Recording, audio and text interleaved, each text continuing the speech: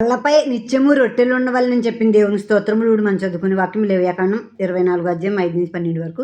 నీవు గోధుమ పిండిని తీసుకుని దాంతో 12 భక్ష్యములను వండవలెను. ఒక్కొక్క భక్ష్యమున సేరు పిండి వండవలెను.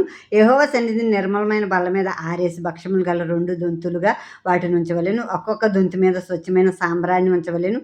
అది యెహోవా ఎదుట మీ ఆహారమునకు జ్ఞాపకార్థమైన హోమముగా ఉండును.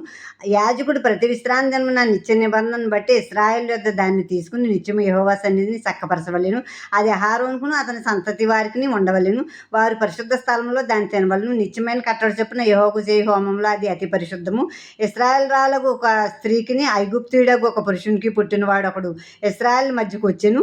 ఆ ఇశ్రాయేలీరాలి కుమారునికి ఒక ఇశ్రాయేలీనికి పాళెములో పోరు పడగా ఆ ఇశ్రాయేలురాలి కుమారుడు యెహోవా నామమును దూషించి చెప్పింపగా జనులు మోషే యొద్దకు వాడిని తీసుకుని వచ్చి వాని తల్లి పేరు షెలోమితు. ఆమె దాను గోత్రికుడైన దిబ్రీ కుమార్తె. యెహోవా ఏమి సెలవిచ్చెనో తెలుసుకునే వరకు వారిని కావలిలో ఉంచిరి. ఈ దేవుని పరిశుద్ధ స్థలంలో దీపవృక్షము, ఈ యొక్క రొట్టెల బల్ల ఉంటుంది. ఈ రొట్టెల బల్ల మీద నిత్యము రొట్టెలు ఉండాలి. 12 రొట్టెలు ఉండాలి. ఒక్కో రొట్టె సేరు పిండితో చేయాలి. ఒక రొట్టె సేరు పిండి అంటే 12 సేరు, 12 కేజీలతో 12 రొట్టెలు చేయాలి.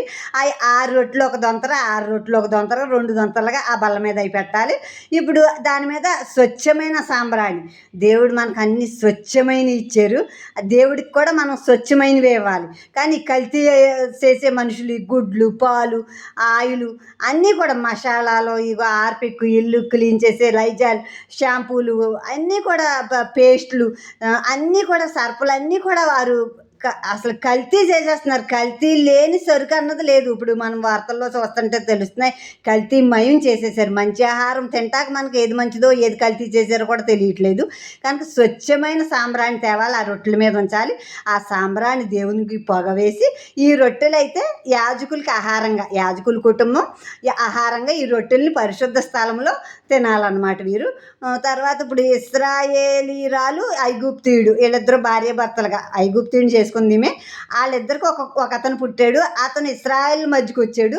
వచ్చినప్పుడు ఇశ్రాయేలీయుడైన ఒక అతనికి ఈ ఐగుప్తీయుడికి ఇశ్రాయేలీరాలకు పుట్టిన అతనికి ఇద్దరికి గొడవ అయింది. పాళెంలో దెబ్బలాడుకున్నారు, కొట్లాడుకున్నారు.